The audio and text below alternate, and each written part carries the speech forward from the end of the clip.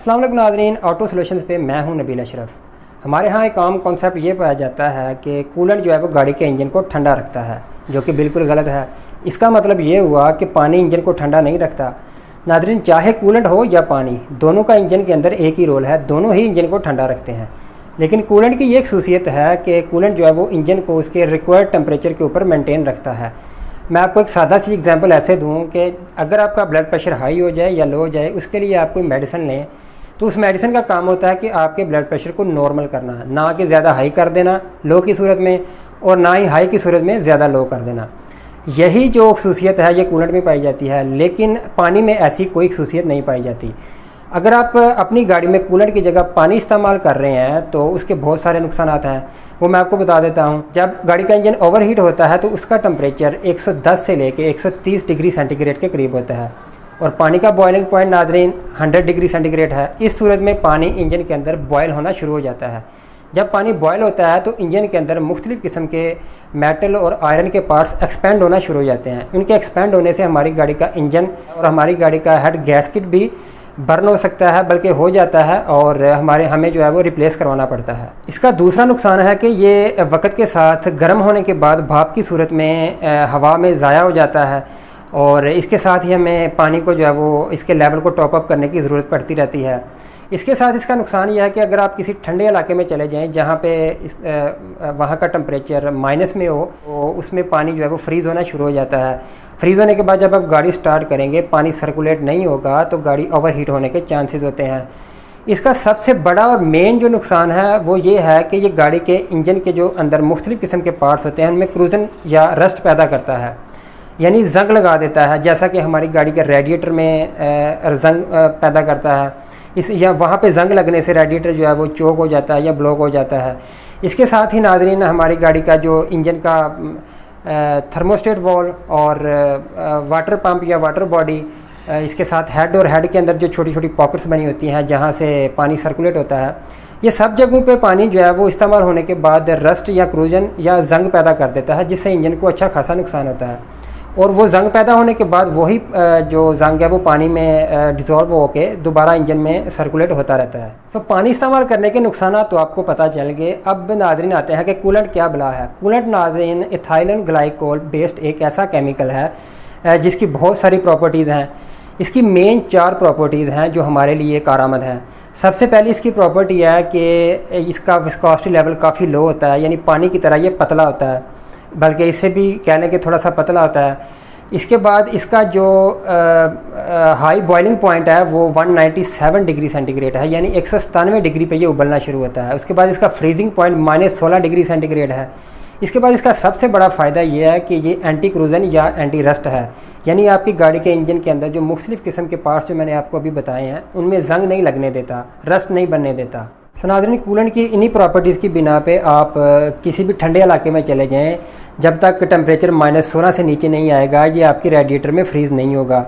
इसके अलावा अगर आपकी गाड़ी ओवरहीट हो भी जाती है, 120 टेम्परेचर हो भी जाता है, तो ये बॉयल नहीं होगा। इसकी वजह से आपकी गाड़ी के इंजन के जो मुख्तलिफ पार्ट्स हैं वो एक्सपेंड नहीं होंगे, मतलब ये नॉन एक्सपेंडेबल होता है। अब कुछ दोस्तों के जहन में ये क्वेश्चन आ रहे होंगे कि ये इंजन को ठंडा रखता है, कैसे रखता है, या टेम्परेचर को मेनटेन कैसे रखता है।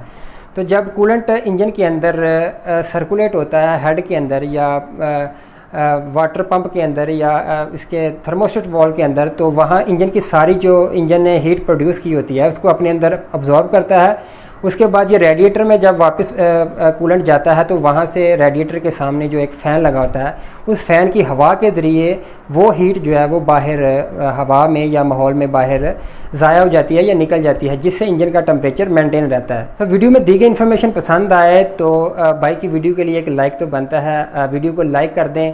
और अगर आप इसी तरह की मज़ीद इन्फॉर्मेशन देखना चाहते हैं या जानना चाहते हैं तो ऑटो सॉल्यूशन को सब्सक्राइब करके साथ दिए गए बेल आइकॉन को भी दबाना मत भूलें। सवाल ये है कि कौन सा कूलेंट इस्तेमाल करें, क्योंकि मार्केट में तो बहुत ज़्यादा कूलेंट हैं, ग्रीन कलर के हैं, रेड हैं, ब्लू हैं, येलो हैं, पिंक है। सो व्यूअर्स, ये जो कलर्स हैं ये कूलेंट की मुख्तलिफ टाइप्स हैं इनके अंदर, लेकिन ये सब इथाइलिन ग्लाइकोल बेस्ड ही कूलेंट हैं।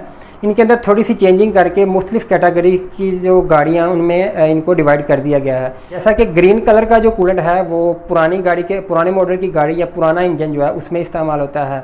पिंक और ब्लू जो जापानीज़ गाड़ी हैं, Toyota, Nissan, Honda, Mitsubishi, Mazda वगैरह, इनमें इस्तेमाल किया जाता है। लेकिन सिर्फ जापान में, पाकिस्तान में आप कोई भी कूलेंट इस्तेमाल कर सकते हैं। इसके बाद येलो कलर का जो कूलेंट है वो जर्मन की जो गाड़ियाँ हैं उनमें इस्तेमाल किया जाता है। ये तो डिफरेंट किस्म की टाइप्स हैं जो मैं आपको बता रहा हूँ, लेकिन आपको यहाँ पे जो भी कूलेंट अवेलेबल है आप इस्तेमाल कर सकते हैं।